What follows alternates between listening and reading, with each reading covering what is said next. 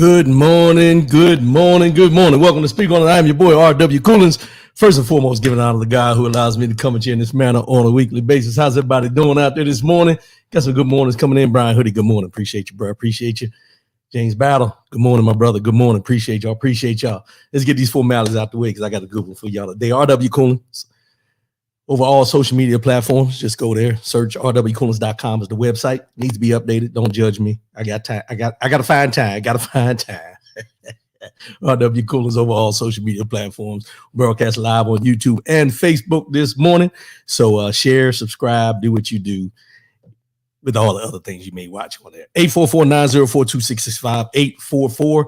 844-904-2665. No matter what the situation is, let your voice be heard. All we ask is say what you mean what you say. If you call in, send a message in, whatever, and let's just talk about it. Let's just do what we do here on the Speak On It show.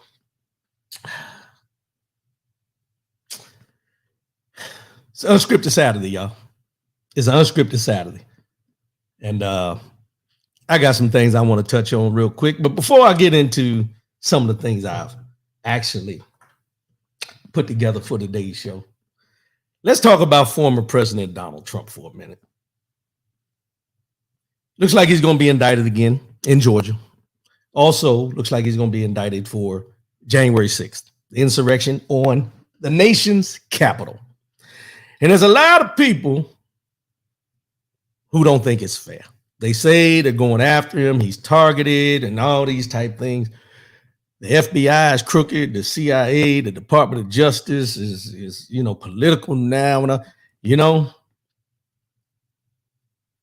Where was all this? And y'all probably heard me say this before, but I'm going to say it again.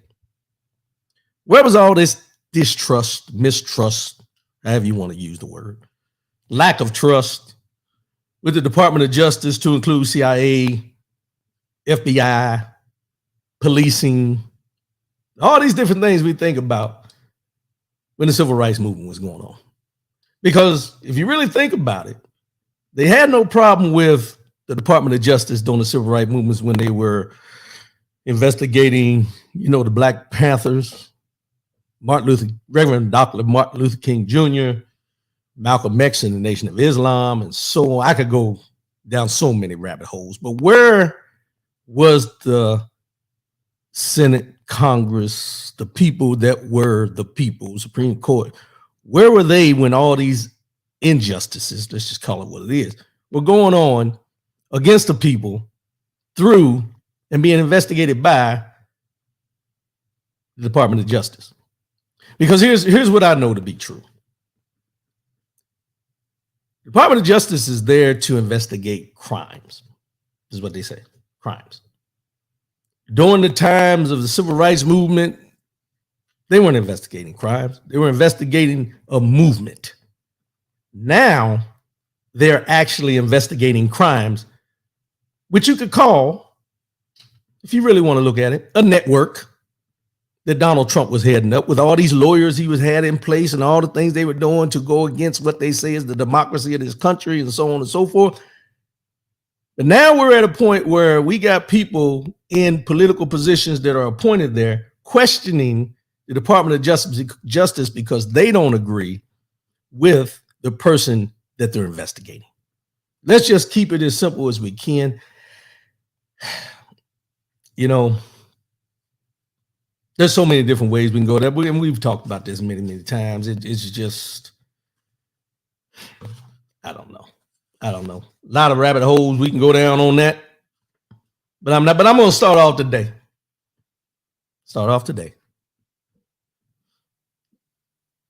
Well, yeah, I'm going to start off today. Being better than I was yesterday, but let's go ahead and take it.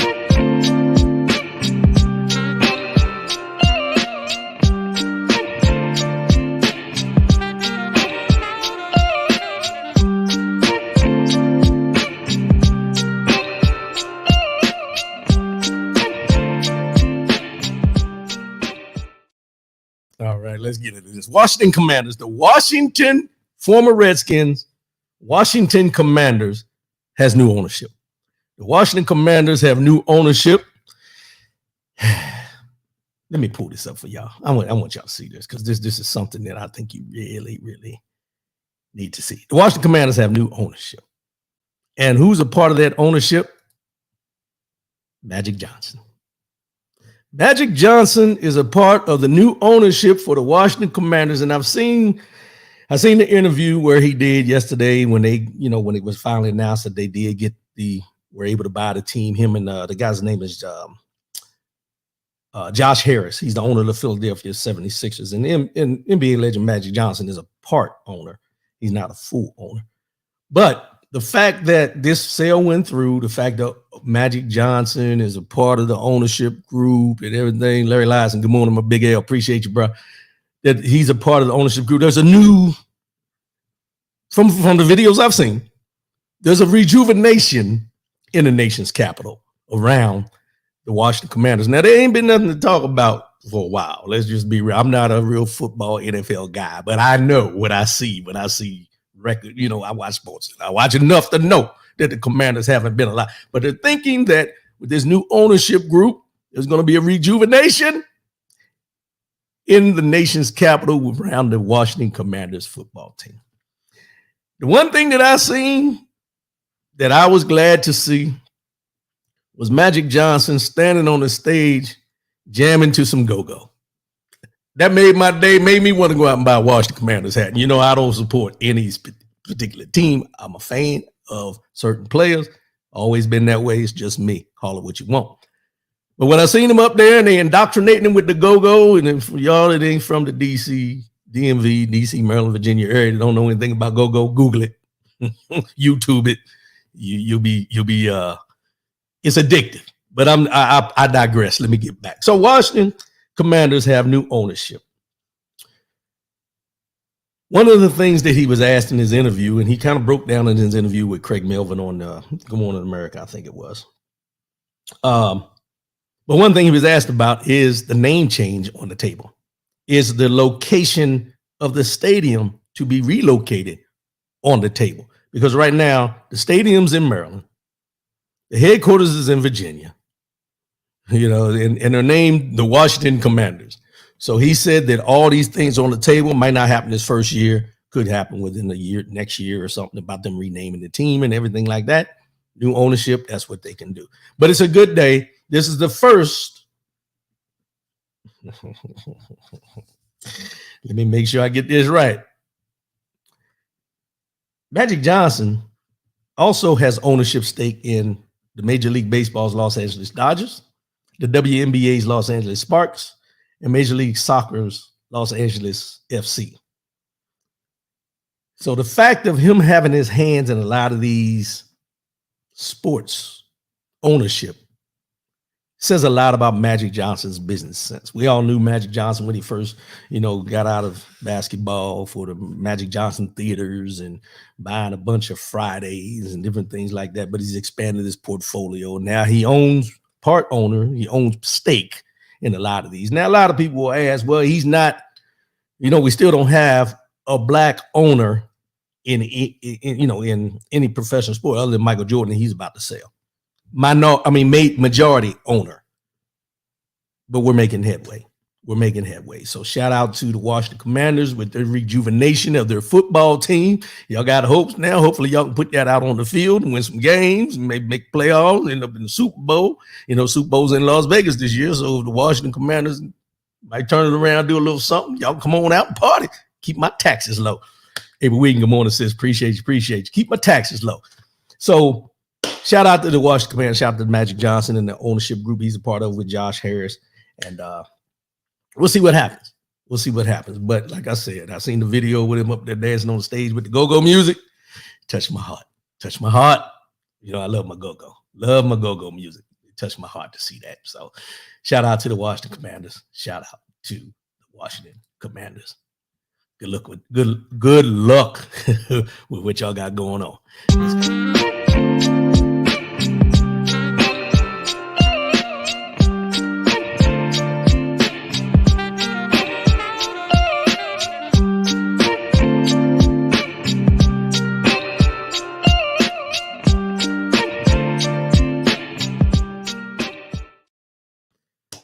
Alternative history. Alternative history. Now, I know all y'all been paying attention to this, and nothing new. I mean, anything comes out of Florida nowadays, we're not surprised about. Let's just be real. Florida. Man, if anybody lives in Florida, I know all the people I know in Florida that live there. Call me. Let's talk. Let me find out if this is something that's just within the political aspect, or is it bleeding over into the everyday life in Florida? I'm just curious because there's a lot of things going on in Florida that aren't good right now. But Florida's Department of Education decided this week that Florida would teach its students that slavery benefited Black people. Slavery benefited Black folks. And it says a decision by the State Board of Education to approve new academic standards for instruction about African American history has ignited a firestorm of criticism about the changes, including from numerous teachers who have objected to the revisions. We're very outraged and angered about the attacks that continue to attack Black people and the future of our children in Florida. And that came from the Miami-Dade NAACP president, Daniela Pierre. She did not hold back while talking about the Florida Department of Education new academic standards for teaching about African American history in Florida schools. She said, we need to teach the truth, not rewrite history to make some feel comfortable.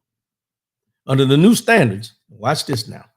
Under the new standards, instructions include how slaves developed skills, which in some instances could be applied for their personal benefit. Let me read that again. Under the new standards, instruction includes how slaves develop skills, which in some instances could be applied for their personal benefit. To say that there was a perceived benefit from those who were enslaved is an unfair and unjust thing to say. People who during that time suffered horribly, they were brutalized and they were attacked, Ms. Pierre said. It seems to dilute the moral repugnance of slavery with some real specious argument. Let me get this right, y'all. I'm sorry. It's a lot of words this morning. And it seems to dilute the moral repugnance of slavery with some real specious argumentation steeped in some facts, said Richard Judd, who has taught social studies in Broward schools for the last 23 years. It's actually hearkening back to a way history was told and slavery explained really through the late 1800s in the process of rebuilding in America after a civil war that was divisive. Meanwhile, Education Commissioner Manny Diaz Jr. pushed back on assertions by groups such as the Florida Education Association Teachers Union and the NAACP Florida State Conference that the standards omit or rewrite key historical facts about the Black experience and ignore state law about required instruction. Diaz defended the standards while commending a work group involved in developing the curriculum and the Department of Education's African American History Task Force. Let me stop right there for a minute. The part in here that jumps out at me, and we heard, I don't know if a lot of you seen the speech that Kamala Harris was giving the other day, because I think she was in Florida when she gave it. And this is the first time in a long time, let's be honest, that I heard passion behind what Kamala Harris had to say. And she was very upset about what is going on with this history in Florida. But to twist the history of what slavery was all about and talk about there were benefits, which we've heard many times, but there were benefits for them to develop skills. Watch this now. There were opportunities for them to develop skills that would benefit them and did benefit them after slavery is a slap in the face. Because the skills that they did acquire were not skills that you and I at this point in our lives have a choice about. These skills were imposed upon them, number one. Number two, when you talk about a skill, picking cotton is a skill, but being told to pick cotton with the option of either picking it or being beaten does not become a benefit of having the skill. It becomes terror at the fact that I have to be able to do this skill or there's consequences. Florida, America, what are we doing? I have never heard anyone say that the people who suffered during the Holocaust that ended up surviving came out with some type of benefit from the skills of learning to survive. I've never heard anyone say during the reparations that were given to the Japanese that because what happened to them, the skills that they gained from that benefited them after the fact of what was done to them. Only time you hear this is when it deals with slavery. Everything that deals with slavery, they try to put a twist on it to make it seem that there was benefits. You remember the conversation they had about the benefits of with slavery? They were treated well. They were given housing. They were given food. Yeah, but they were still beaten. They were still in bondage.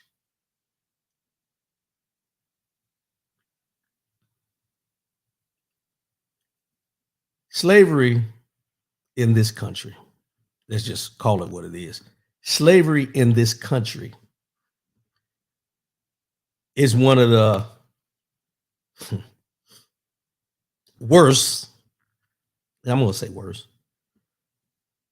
one of the worst parts of the history of this country, but is one of the most, the one that they want to sweep under the rug anytime it comes up.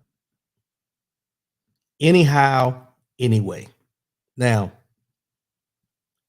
I don't know everything in history that deals with slavery, that deals with the Civil War, that deals with I don't know all the history, but what I do know is that if you start eliminating these things that they talk about through history and what built this country, then you leave a lot of pockets out. So my question is, when you talk about history to teach the children, it always goes back to this word of we're indoctrinating our children. We're making people feel guilty about what was done. That's where you separate a mentality of understanding what happened from the mentality of my people did this. And when I say my people did this, I'm talking about if you're a white person who's offended by what happened during slavery, you shouldn't be upset with the slaves and the ancestry line of the slaves. You should be mad at the ancestry lines of those who had the slaves, who did those injustices to the slaves, and continue to still try to do injustices to those people as a whole across the board. But that's not how it happens. So if you try to eliminate these things from history, if you eliminate these things from the teachings, if you eliminate these things from any discussion, now you've gotten to a point where you're picking and choosing what history you want to highlight and what history you want to eliminate to make it seem like everything in this country has always been, as they say, great.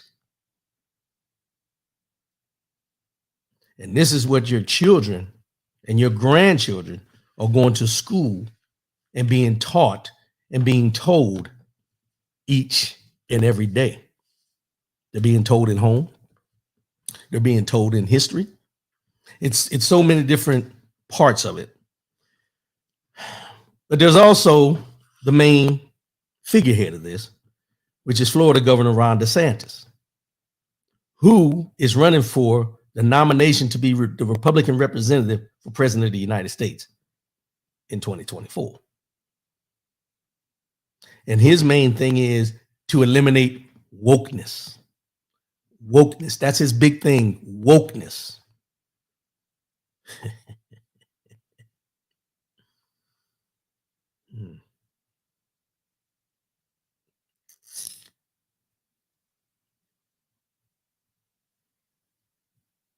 Florida middle schoolers will soon be taught that Black people received a personal benefit from slavery because they developed skills, while high school students will be taught that the deadly white mob attack of Black residents in Okosie, Florida in 1920 included acts of violence perpetrated against and by African Americans.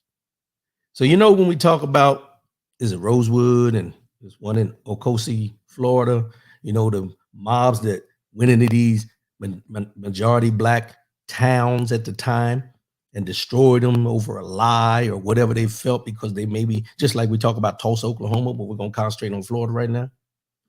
And the high schoolers in Florida are now going to be taught in history class, social studies class, that during these,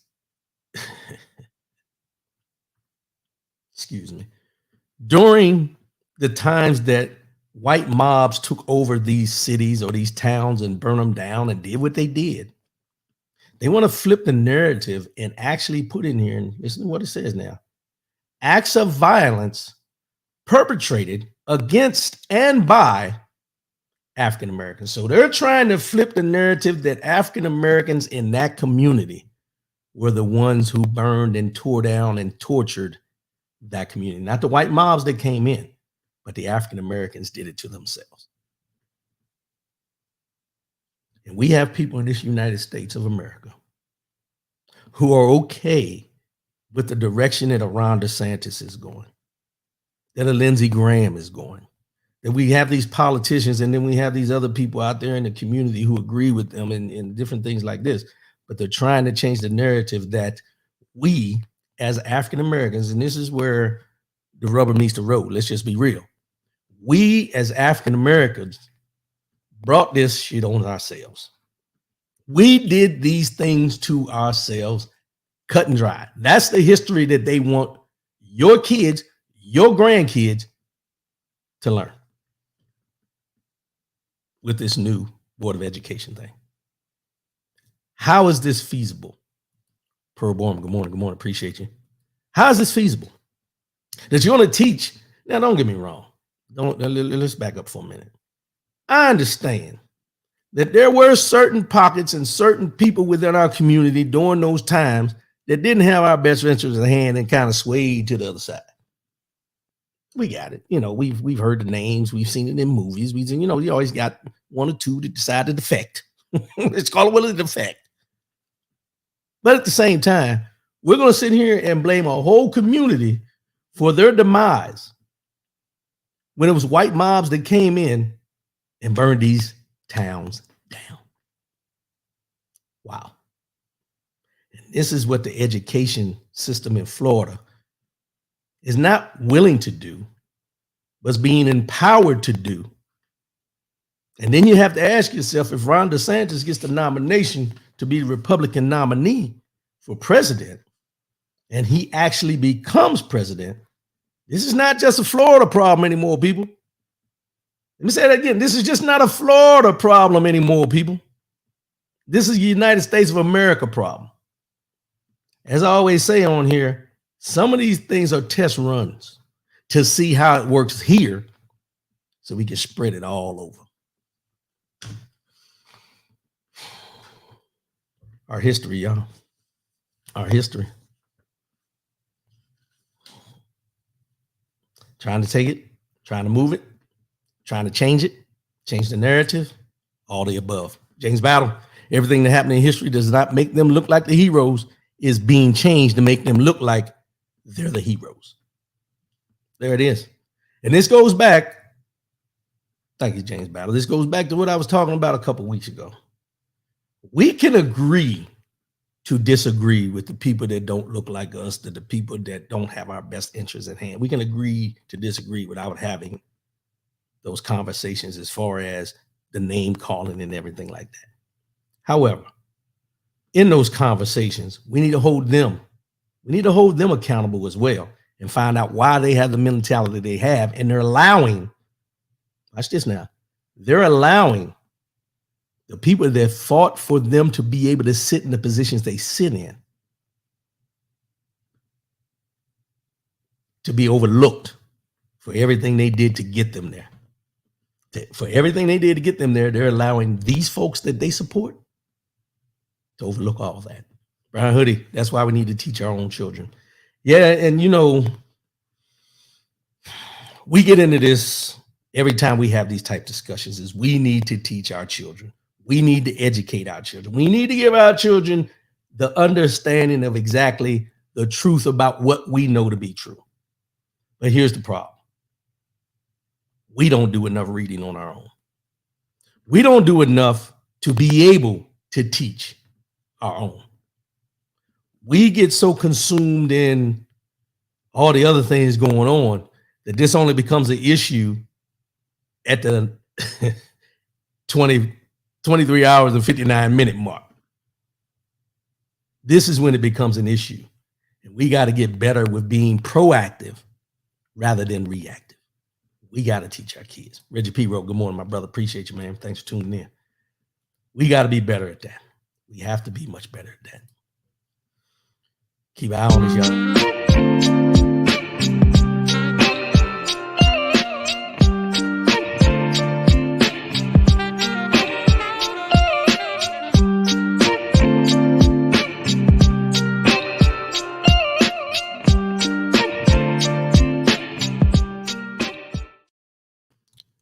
So now we just talked about what they're trying to take away. We talked about how they're trying to eliminate. And I seen an article yesterday. I seen a post yesterday. I think it was, who was that? Michelle Sumrall. That's who it was. Michelle Sumrall, who was on my show about dementia and then talked about that scattered. But she had a post up yesterday and they were talking about Georgia. And Georgia's in the process right now of going through the rolls and pulling people out again, like they did over the last elections. But there was a place in there that was posted, and it says there's a website that you can go to. And I'm going to walk you through that this morning because I think this is very important that we get ahead of this and we get other people ahead of this rather than the 23-hour and 59-minute mark. And now we trying to figure out, why can't I vote, or am I eligible to vote, and so on and so forth. So we're going to do this today. This is the educational part of the show. Hopefully you stay tuned in because you can pass this on to others. And I'll put this link, you know what, I'll type it in a minute, but y'all bear with me here. So here's the thing. Let's bring this up. I'm going to make that bigger. Hold on, y'all, so everybody can see it. This is the website. And it's www.nass.org/can-I-vote. And this website, I went in here and I walked through it. And I want everybody to be able to see this. And I'm going to take the banner down and I'll put it back up. But it's called Can I Vote? And this website is the NASS. It's the National Association of Secretaries of State. And this is where you can go in and actually see if you're registered, if your address is correct, all the particulars of you being able to vote or someone you know being able to go in there when it comes time to vote and not have no hiccups and no problems. I mean, they'll probably give you some pushback depending on where you're at, but this is the website. So let me walk you through this. So what you do is you pull this website up. When you get in here, then you're going to scroll down from this, and at the bottom, you'll see this where it says voter registration status. You'll click on that voter registration status there. And when you click on that voter registration status, it's going to bring you up to a page that looks like this. On this page here, where it says select your state, you will click on it and go to your specific state. You'll click on there, go to your specific state where you're registered. Once you go into that, select your state, this screen will come up. Now, this is Nevada. This is where I'm at. I didn't put my information in because y'all don't even know my, because, you know, it is what it is. But you put your, you know, every state's screen could look differently, but it's going to ask you certain things about you. You put the information in, and then once you put the information in and you click on it, it's going to bring up name, address, whether you're registered, what political party you're registered under, if you're good, if it's invalid. All those things will be recognized once you go into this site. Once you go into this site, all those things are there. So we have to be proactive rather than November of 2024 of making sure we can vote. We have to be proactive with other folks in our families, other folks are elderly, allowing them to go into this site, walk them through the site, go into the site, find out if you are actually registered the right way, if your address is correct and compared to your driver's license or your ID, whatever you use. We need to be proactive and get in front of anything they can find to try to diminish Listen to what I'm saying, to try to diminish our capability and our voices when it comes time to vote. Again, this is the website. I'll put it in the remarks here in a minute. www.nass.org/can I vote. This is the first page. You scroll down, voter registration status. Once you click on that, it'll bring up, select your state. All you do is click on that, select your state. Once your information comes up, populate it, pull it up, look at it, make sure everything, I don't care if the I is not dotted, get it taken care of now. It's just me. It's a public service announcement. We don't need to wait until the 23 hours and 59 minutes before voting to find out we can't vote or we're not registered or something's wrong with our voting, and then they got to do a supplemental vote. No. We need to, and when you go into your record, I meant to tell you this, when I went into my record yesterday, it showed if I early voted, it showed if the date I actually voted, and it actually showed the date my vote was counted. Now, I'm not sure if every state does it the same way, but when I went into mine yesterday, that's what it showed me. So we need to be proactive with this and get involved and do it the right way. We need to be ahead of the game this time. Don't be sitting on the bench and you didn't warm up, and then the coach calls you and says, "Hey, I need you to check in," and you get out, and now you got to stretch. Well, it's only 2 minutes in the game, more than likely. Not that I resemble that, Mark, but we need to be prepared to be in the game when the game starts, not when there's 23 minutes and 59 seconds already. 23 hours, 59 minutes already gone, and now it's showtime. No, we got to be proactive. We got to be better. We have to do our due diligence to get all our people involved with this. Go in, check your status, and let's do the right thing. Let's do the right thing. We gotta be better. But let me do this right now. I want to put this in here so everybody can have it, because this is I'm passionate about this, as y'all know.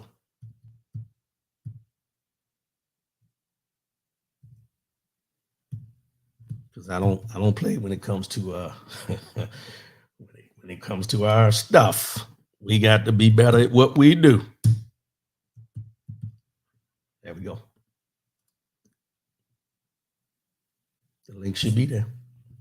So copy the link, put it in, go in there, check your status. I'm going to say this like they used to tell you to check your status when y'all don't take this the wrong way. When HIV first came out, they said check your status, know your status. Well, that's what we need to do with voting. We need to be just as involved with the voting as we are with our health. Just put it out there. We need to be involved in the process. We need to be involved in the process. They're trying to do everything they can to stop you, y'all. Don't allow it.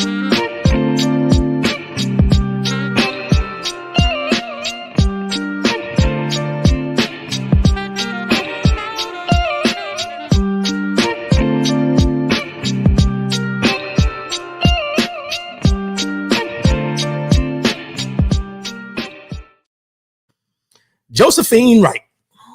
Her name is Josephine Wright. Miss Josephine Wright is 93 years old. And Miss Josephine Wright has been fighting developers over her South Carolina property owned by her family since 1865.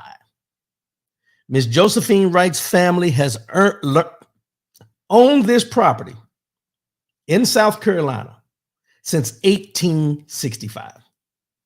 According to USA Today, Wright has lived on the Hilton Head property for 30 years.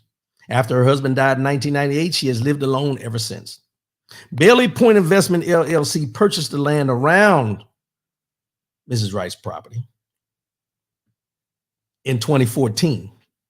She rejected a lowball offer of $39,000 made by the company a few years ago to buy her home. Tyler Perry shared Mrs. Wright's story on Instagram in June, writing, "Please tell where to show up and what you need to help you fight them against them from taking your land or, trying to force her to sell the land for pennies on the dollar." Now, mind you, listen to what I said. Her family has owned this land since 1865. She's 93 years old. And because the development around it, they want that property. The development group. Wright's granddaughter started a GoFundMe to raise funds to help her grandmother keep her property. Kyrie Irving, you know, the one everybody tries to talk about, that Kyrie Irving is this and that and everything, donated $40,000 to the campaign. $40,000. And Kyrie Irving does a lot of things in the community and a lot of help for people and everything, and he doesn't get the credit, but we're going to shout him out today. Kyrie Irving donated $40,000. Kyrie Irving donated $40,000 when they were only offering her $39,000 to buy the land back in 2014. Okay. Bailey Point Investment, a greedy land development company, is trying to take her property away from her as her land is situated right in the middle of their new residential subdivision, currently under construction. This land has been in her family since the end of the Civil War, and she has poured her heart and soul into maintaining the property for herself and her family to enjoy for generations to come. As of this writing, the fundraiser has received 5,000 total donations, totaling $263,589. The goal is set for $350,000. So they're almost there. They're almost there. Now, I didn't say what the GoFundMe was for, but this is what her story that was written, and this is what it says.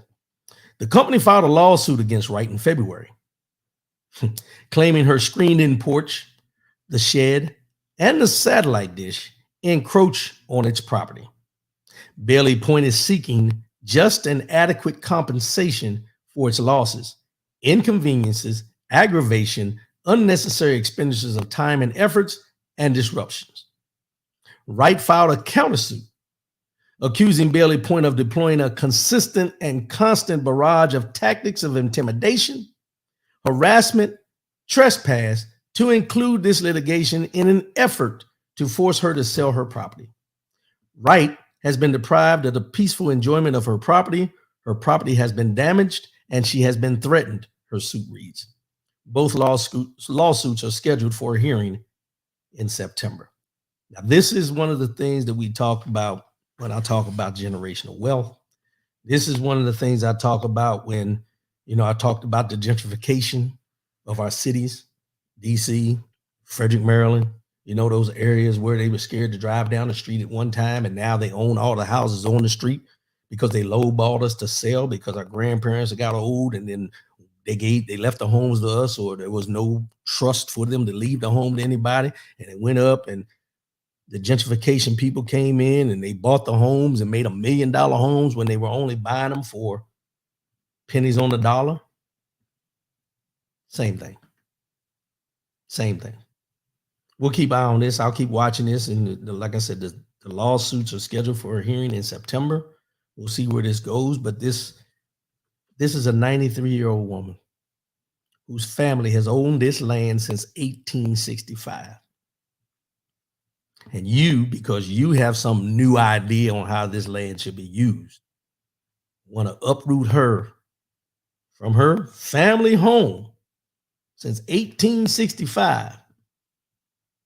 Because she didn't sell out, now you're using all these tactics to force her to sell or force her out of her home. I appreciate Tyler Perry for being involved. I appreciate Kyrie Irving for being involved, but where's everybody else at? Where's everybody else at? Everybody's sitting, and I don't like to judge people. I'm just saying all those people that sit in those big mansions and all those different things. And we got a 93-year-old grandmother, I'm assuming, whose family has owned this land since 1865, and she's got to go to a GoFundMe to try to get the defense in order to keep her property in the court of law. Why she has to go through the court of law to keep her property should be the first question. They owned it since 1865. Just because everybody else decided to sell out don't mean I got to sell out. We'll keep an eye on it. We'll see which direction it goes. And we'll take it from there. We'll take it from there. I hate to see these things. She's 93 years old. Not the fact that her age has anything to do with it, but this has been in her family since 1865. When we talk about generational wealth, how much is the land worth? Obviously, it's worth a lot because they're trying to push her out of it. They're building all these other new development around her home. So obviously, the land is worth a lot more than what they tried to offer her back in 2014 of $39,000. But we're quick to sell in most cases. Hold on. I would tell her to hold on. Make them sweat. Make them sweat.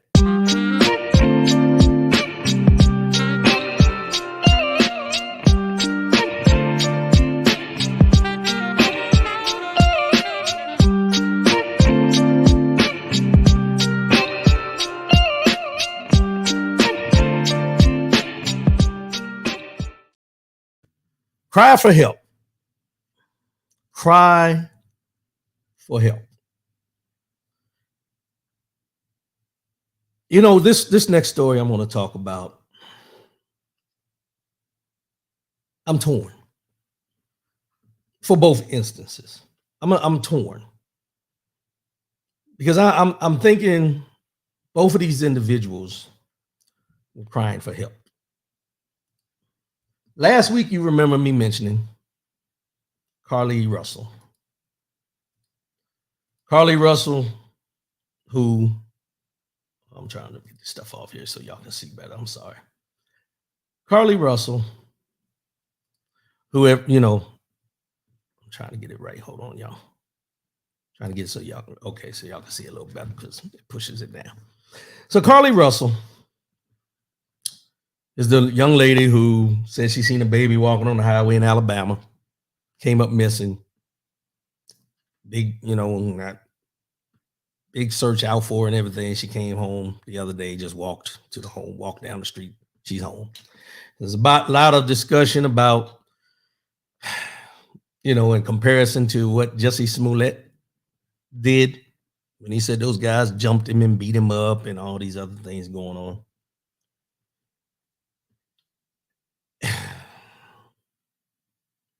Then we have Travis King. I'm going to talk about both of these in the same context. Then we have Travis King, young private second class Army, South Korea, got in some trouble over there, spent some time in the brig, was be sent home. He was supposed to be catching a flight back to the United States to be out processed out of the military and everything. They dropped him off at the Seoul airport. He found a way to get on some kind of tour to the DMZ, got to the DMZ, went across the line. So now he's in North Korea. Nobody knows what's going on with him. There's been no reports of, you know, from North Korea to, you know, the delegation or anything about his health or what's going on with him or anything like that. I bring both of these up at the same time because I want us to think about something as we're so guilty of being judgmental and not understanding the full picture of what may have been going on with these two individuals. Now, some people will say that I'm giving them the benefit of the doubt. What's wrong is wrong and everything like that. Like I report about all these other things, but at the same time, there's a lot of times that we want to be pro mental health. But then when things happen like this, and the story seems so far-fetched that we get to be accusatory, we get to be judgmental, we get to the point of where we're just pointing fingers like they knew they were wrong and everything like that. But we never pinpoint down to the mental health aspect unless they're killed by a police officer, someone on the subway that decides to choke somebody out. You know where I'm going with this, right? Both of these individuals, in my opinion, were crying out for help. Either before, during, and definitely after the decisions they made in what they did. I am pretty sure, and I'm just going to go out on a limb and say this. Carlee Russell, with the situation the way it is at this point, I'm pretty sure she would like to go back and start that day over from that decision she made for her cry for help and how she went about crying out for help. Now, some people will say, that's just selfish. Well, you don't know the situation. We know none of us know the situation until we talk to the people. So, yeah, what I'm saying could be true, just throwing a story out there. I don't know. But we've all made decisions and after the fact wished we could have pulled back the decision that we made. Travis King. Travis King, being a young military member, knows from briefings and training what North Korea stands for and what North Korea is all about. Anybody that's ever been in the military knows. Anybody that's ever been stationed in Korea definitely knows. Him making a decision to cross the DMZ into North Korea rather than, and he already had faced some of the consequences of his actions because, as they said, he was in jail in South Korea for about 45 days, I think, and then he was going back to the States to be discharged because of something happened in Korea. But I'll go out on a limb and say that with him knowing how North Korea was before he went, if he's seen that as his only option to escape whatever he had going on, or to feel that if he went to North Korea, there would be more leniency as far as how he's looked and how he's portrayed, and he's not this bad person, I'm pretty sure he would change his mind after whatever he's dealing with right now. Not the ridicule, not the uncertainty of being in a country that has the relationship it does with the United States of America. And not only with the relationship he has as an American, but also as an African American Black man. Just my 2 cents. I think both of these people were crying out for help. And then I'm going to put this caveat in here, because I don't do comparisons. I do caveats and facts.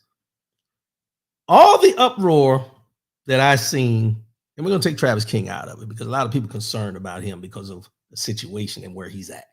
Understandable. But let's go back to Carlee Russell. Seen a lot of people vilifying this young lady. She should go to jail. That doesn't make sense. She was fired from her job. I read that last night. And she worked at a spa, I think it was. But she has no job anymore. So now she's being vilified by us. I seen posts put up with her and Jussie Smollett beside her and, saying what's the difference and, and she should be held more accountable than Smollett and all these different narratives and everything. But I want you to think about something. She's still alive. And we're vilifying her, right? For the decision she made. Let's be real. But I want to put a picture up of somebody who is lost. We haven't even conversated about this person in like a good 6 to 8 months. Shanquella Robinson. Everybody remember Shanquella Robinson? The young lady that went to Cancun with the friends of hers and was beat up, body slammed, killed. There was videotape of what they did to her. And everybody was concentrating more on Shanquella Robinson and why she went with people who didn't like her rather than concentrating on the fact that these people murdered her. Remember how how we were so concerned about Shanquella Robinson and what happened to her, and then it kind of just went away? When are we going to, as we like to say so often, protect Black women? And I know I've changed up a little bit, but I have to put this out here. We can't continually say that we are going to protect Black women when we protect Black women in spots. Protecting Black women would be protecting them even in the midst of what they may be struggling with, what they may be going through, and it deals with everybody. Let's just, just talk about it. But I'm talking about black women right now. When are we going to get to the point where when we say protect black women, we actually do what we're saying? And when I say protect, I'm talking about the vilifying, the beating down, all the different verbiage, anything you can think about, the stereotypes, all that. When are we going to actually do what we come out our mouths and say? Now, I am not saying that Carly Russell was right in what she did. But when are we going to embrace her as a woman, a young 25-year-old woman, to let her know and learn the bumps along the road of life that we've all had to deal with, and not to the extent of what she did, but somehow, some way, we all have cried out for help in our own way without actually saying, I need help. May not be to that extent. Hell, Travis King, he's 23 years old. Your scream for help or your cry for help may not be as loud as what they chose to make theirs, but your cry for help was still a cry for help. We got to get out of this mindset that we vilify people when they make mistakes, no matter how big, and start to look at the picture of we all make mistakes. May not be to the same extent, but you want grace. You want people to extend grace to you. I know I'm guilty of it. I want people to extend grace to me when I make bad decisions. But we don't think that we need to extend grace to others when they make a bad decision. Now, I still have Shanquella Robinson's picture up here. Has anybody asked any questions about the women and the men that had a hand in her killing? They haven't been brought to justice. They all look like her.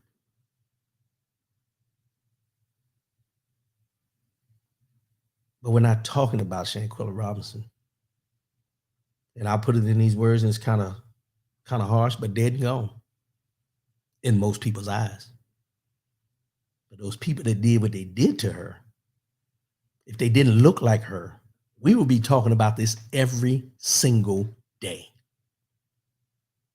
But because they look like her, just brush it off. And you know what they call it? Black on black crime. Call it what it is. That's the narrative. Black on black crime. No harm, no foul. Let them keep knocking each other. Let them keep killing people, each other.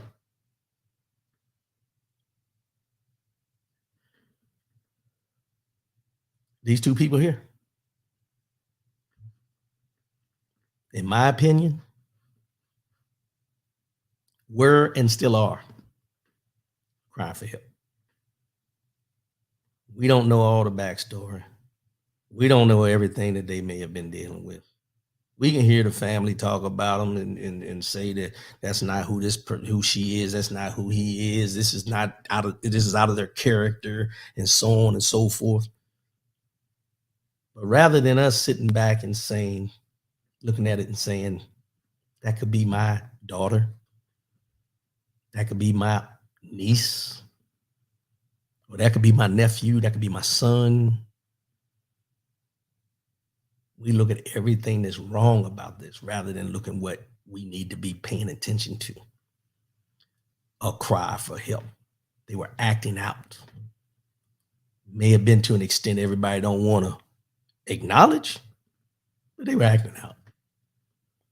James Battle, when our people are sick, they are treated as criminals. When they're sick, they get voted into office.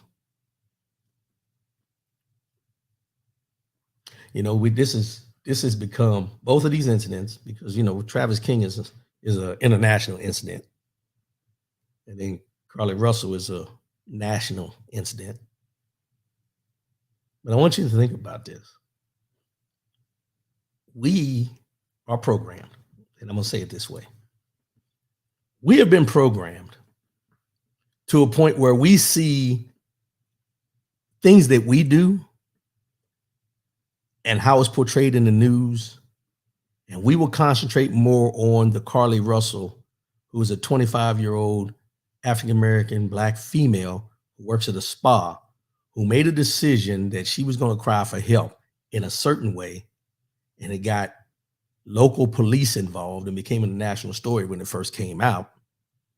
And then you have Travis King, who made an international story because he decided to defect to North Korea because of what was going on with him as far as being kicked out of the military and all these different things that he had been suffering with. But we're concentrating on these two and vilifying these two and putting all these posts up, laughing about them and all these different things that we're saying. You know, you can pull up on Facebook, Instagram, they're all out there. But when this becomes the highlight, Donald Trump becomes president. Let me say that so y'all can hear it for the people in the cheap seats. While we're paying attention to what these two did as young African-American Black people in this world who decided to make a decision that they're going to have to deal with for the rest of their life, one way or another, mentally, emotionally, and so on and so forth. You have the people that deal with legislation doing everything in their power to take your voting rights away, to do everything they can to put a person back in office who is not fit for office. And we sit idly by and just watch. What does that say about us? Our focus is wrong. And when I say our focus is wrong, yeah, we should be paying attention to these things, because when we see these things, we should be thinking about our daughters, our sons, our nieces, our nephews, anyone in your family, to see where their cry for help may be coming from or in what way it's coming at us. Don't get me wrong. But we also can't keep we have to keep our eyes on the big part of what's going on right now. While we're paying attention to this and laughing and joking and all these different things that we're doing as a community about these two young people,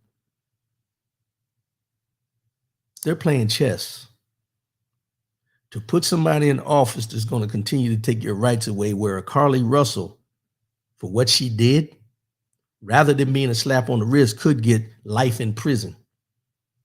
Travis King, you know how we negotiate?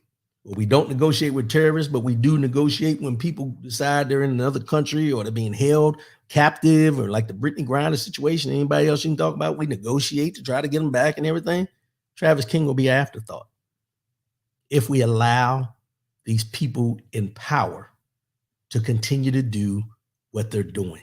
Because if Travis King's life is not important here in the United States of America, why would it be important overseas in a country that he decided to defect to?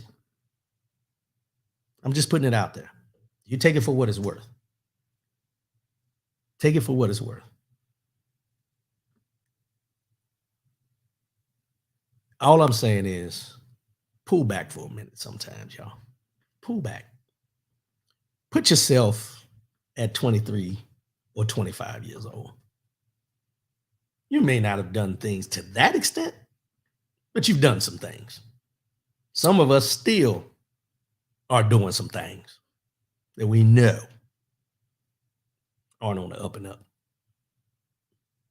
But until it puts a light on it, no harm, no foul.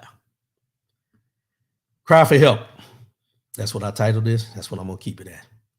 They were both sending out a cry for help. Let's call it what it is.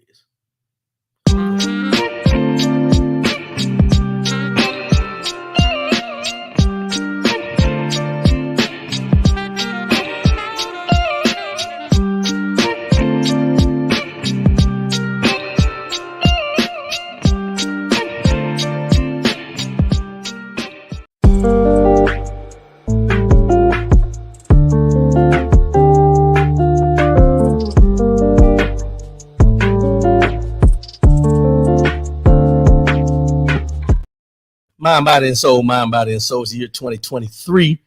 Taking it, one day at a time, but we're also trying to get back to being you. No resolutions, just lifestyle changes to becoming a better you in the year of 2023. Mind, body, and soul this week is this.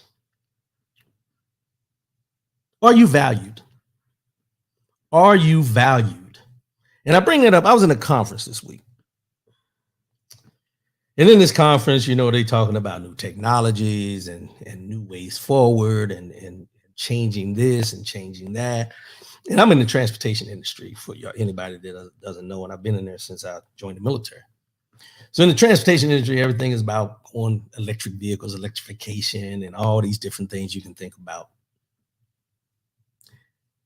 And while we were sitting there and I was going through all these different seminars and everything, I sat back for a minute and I was in this one working group where we were talking about assets. And the main part of the assets in transportation you talk about are vehicle assets. And while we were sitting there talking about the vehicle assets, I kept hearing assets, assets, assets. How much these vehicles are going to cost, how much the infrastructure is going to cost to build to be able to charge these vehicles, all the different things you can think about electric vehicles that you don't think about. That's what we were talking about. But after the conference and on my ride home yesterday, I started thinking, when we talk about assets, and this goes back to when I was a young man in the military, when you said assets back in that day, people were your greatest asset. People were your greatest asset as far as accomplishing the mission that you had to do to protect this country. Take care of your people will take care of the mission. That's what's always been said. So I started thinking about that. And then as I thought more, I asked myself the question, in this time of my life, are you valued? Are you valued as an asset to whatever part you play in whatever organization you're in, whoever your interactions are with people on a daily basis, your family, your friends? Are you valued? And I ask that question because the way I'm seeing and the way I heard these conversations, everything is revolving around the monetary, as you've heard me talk about many times. How much is going to cost to do this? What it's going to put us into the future? This, when I was a young man in the military, everything was talked about people. How many people we need to do this? How many people? What do we need to make quality of life better? What do we need? None of that was discussed at all as far as employees, how many employees we're going to need, how many this and that. And it made me think about you. And the reason I thought about you is I said, I can't be the only one who sees this shift from being looked at as an asset to whatever's going on to who you are being diminished, not only as the role you may play, but who you are in life. Are you valued at your job, with the people you love, so on and so forth? Do a deep dive into that. Do a deep dive into that. And you can do it individually with the people you deal with. Everybody knows with a job, you can be here today, gone tomorrow. And if you were to leave that job, the announcement will be up the next day. That's why they actually give them 2 weeks so they can get all the administrative things together to start finding somebody to come in. God forbid if you passed away on the job, it would be announced the next day. But are you valued? And I know that sounds a little crazy how I went from the vehicle aspect of where we're going with technology to us. But if you really think about it, we've gone away in this life of the value of interaction because of this. We've gone away with the value of a conversation because of this. We've gone away from, and I heard someone say a long time ago, we've gone from low technology, high touch, where you would see people, talk to people, communicate with people, get up out of your desk and go down the hall and sit down and conversate, to high tech, low touch, where everything is done through email, everything's done through a text message, everything's done through this. The mentality of everything being through electronics, everything being valued other than the people who have to push the buttons has changed. And the only reason I ask, are you valued, is because you have to know where you stand as far as your value for you and how you feel you should be valued in your job, in your life, with the people who say they love you all across the board. Are you valued? It's crazy, but it's real. Joe Kirk, robots are taking people places now. People are not valued any longer. Technology is what's valued. Technology. We see robots. They're gonna have robots making burgers at McDonald's and Burger King, and when they went from, I'm gonna date myself real quick here, but Big Al, what's up, my brother? Back when I worked at McDonald's for those 6 months, don't you judge me why it was 6 months. But anyway, when I worked at McDonald's, if a bus pulled up, they said drop 12 singles. I was dealing them like cars, putting them on the grill. Push the button. When the button went off, I had to flip them. When the button went off, I had to put some salt on it. Button went off, I put cheese on it. And I took them all, put them on the bun, and that was the end of it. Then you had somebody on the other side. When you put them up there, they wrapped each one of them individually. Nah. Then we went to pre-cooked burgers, where they send them through a little machine where it comes through and it keeps them warm and everything. Now we're at the point of robots back there making the burgers, pulling them out of boxes, putting them on the grill. It's just a mechanical thing. So are you valued? Not only on your job, but as you as a human being. We're not valued. And one of the things is, I go back to what I was talking about with the young private, Travis King, and Miss Carly Russell. They should be valued as people before they're diminished as their decisions. They should be valued as human beings before we diminish them as what decision they made. You want grace, give other folks grace. But the main point is, are you valued? And know your value, know your worth. Because no matter what industry you're in, your worth with this new technology and everything is minimizing. It's becoming minimal. And you don't know if they're going to out you a job tomorrow or next year. It's just the way we're going.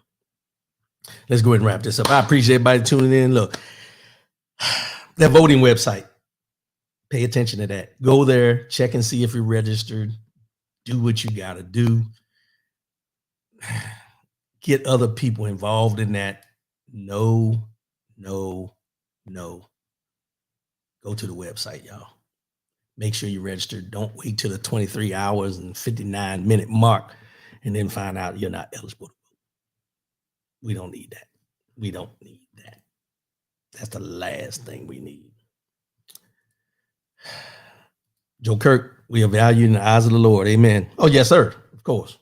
And that's a reminder, because most people know, but it's a good reminder. I appreciate it. It's a good reminder, because I think a lot of times we get caught up in the worldly things that we lose focus of what's really going on.